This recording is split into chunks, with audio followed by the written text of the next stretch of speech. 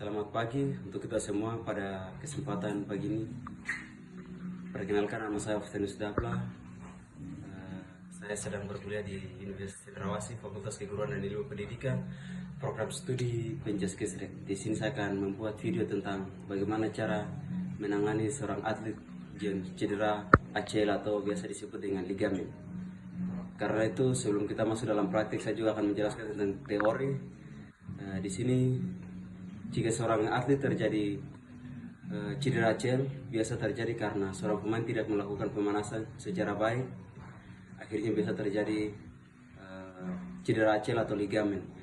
Ligamen tersendiri biasanya terdapat di antara tulang betis dan paha. Di tengah-tengah terdapat suatu siku yang menghubungkan antara tulang betis dan paha.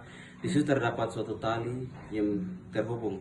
Makanya jika seorang atlet terjadi cedera ACL, biasanya tali tersebut terputus. Karena itu untuk menanganinya kita akan simak bersama pada video berikut ini.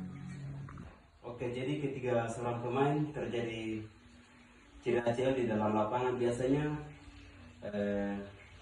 kedua siku yang terhubung dari paha dengan betis biasanya terlepas. Karena itu sebelum kita kompres dengan es batu, kita harus luruskan kembali ke posisi awal, karena di sini terdapat suatu tali yang biasa disebut dengan ligamen, biasanya terputus. Karena itu kita juga harus terhubung kembali, karena biasanya keluar dari dalam kedua sisi. Jadi pertama untuk bagian samping, setelah itu kaki bagian betis bawah ini kita tarik sedikit, baru dorong ke dalam agar kedua sisi ini saling berhadapan. Setelah itu kita akan kompres dengan es batu agar tidak terjadi kesakitan dan peregangan pada kedua siku yang terjadi cedera ACL. Karena itu caranya kita cukup es batunya taruh di sini, lalu ikat sampai 2-3